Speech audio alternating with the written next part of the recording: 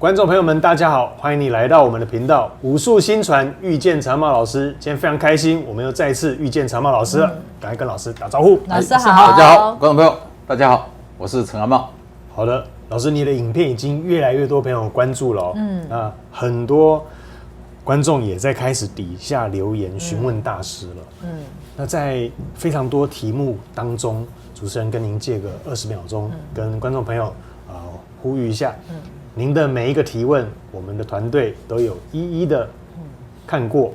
但我们讨论过后，如果您的问题比较属于私人方面问题，我们就不在节目当中请老师做回答咯。底下有我们的电话，欢迎你来电询问，或者是跟我们做预约。那其他的题目，如果是对你有帮助，对所有人都有帮助的普罗大众需要知道的知识跟智慧，那我们会在镜头前跟老师一起做探讨。OK， 那非常谢谢你的时间，你的问题我们都有听到。那赶快来今天的主题吧。老师，有朋友问，请问一下，嫁出去的女儿可以回家拜祖先吗？我这一题也是这个好题目啊。老师，这一题再帮我们解说一下。这一题要先连贯到出嫁的时候，娘家的父母做什么动作？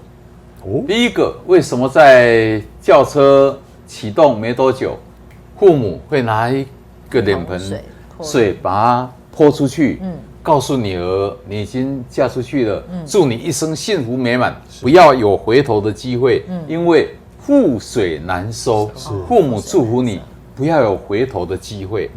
那新嫁娘为什么要把扇子绑个丝巾，车窗摇下来就这样丢，跟父母讲不要伤心，善者善也。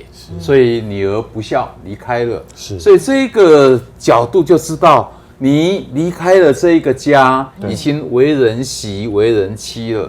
所以娘家的事你也不用再费心神来操劳。所以到底娘家这一边嫁出去的女儿可不可以回来拜娘家的祖先？新郎官到府上要把你娶出门，是不是要让你拜别本家的祖先？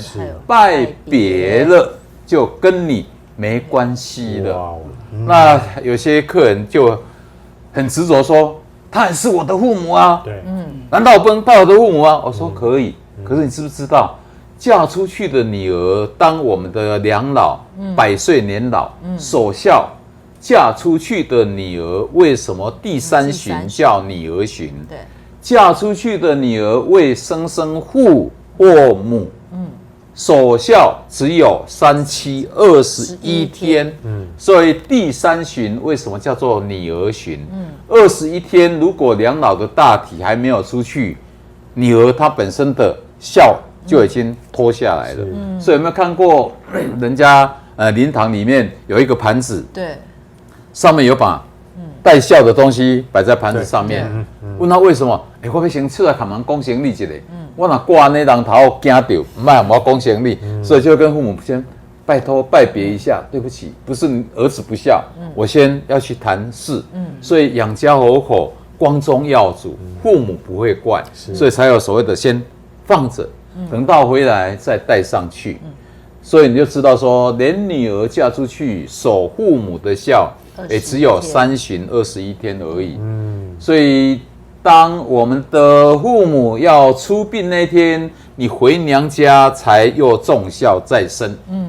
那一天就是送别父母上山头，又重新服了孝服。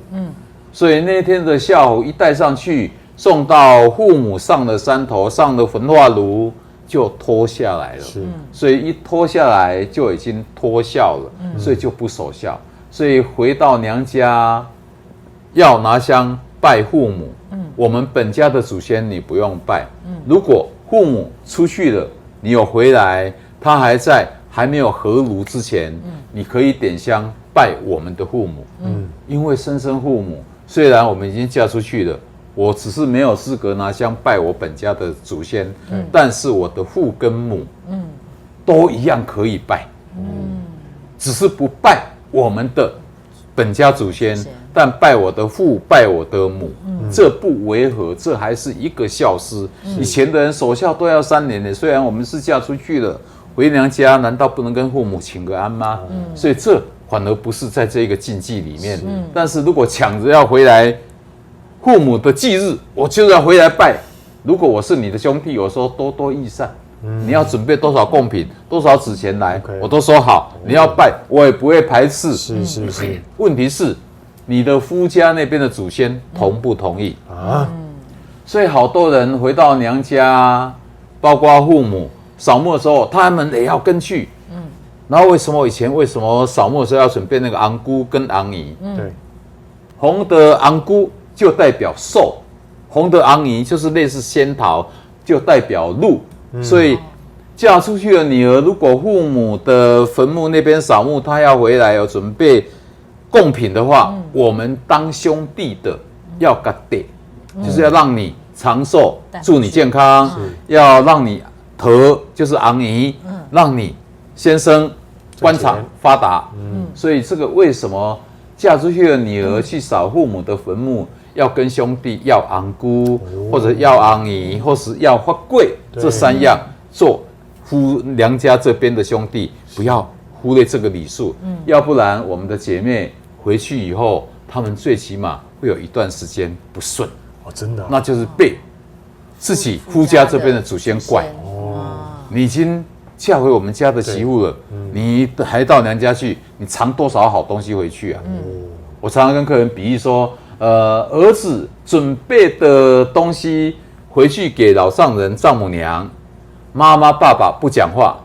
媳妇如果从箱子里面准备最不好的带回去给娘家的父母，公婆婆会说：“我规箱人面都给他捡去，只还想卖他老冤家安尼哦。”所以就知道说，为什么以前的人媳妇要回娘家。先生如果自己带伴手礼，公婆不会讲媳妇。那如果他的儿子没有拿，他的媳妇拿，他们只要跨出门，走06就告状了。阮新妇唔知唱上面好吃的物件，拢总不和阮家赶对对，给老爸老母吃。所以就知道说，为人媳还是有难言之隐。是啊，就知道说，懂得礼数，人讲较受教的，较听话的。还是较得人听。是，老师这一片也说出了很多做媳妇的心声哦。OK， 感谢你跟我们讲这一段，特别是这一些像这个昂姑贵，还有这个昂姨，哇，这个我们之前也都没有听过的这个传统礼俗的小细节。说还好老师还在，可以跟我们分享。老师还跟我们分享这一些传统礼仪的智慧。真的感谢你，谢谢老师。好了，各位朋友，这一部影片应该是非常多人都想要询问的，到底可不可以回娘家拜祖先？老师今天在这部影片已经有给了非常棒的答案了。那我相信老师很完整的从源头说到结果，对你有帮助的话，也对你身边朋友有帮助的话，记得把它分享出去，按赞订阅，才不会错过我们下一支影片哦。再次谢谢你的收看，谢谢老师，谢谢老师，下次见，拜拜拜。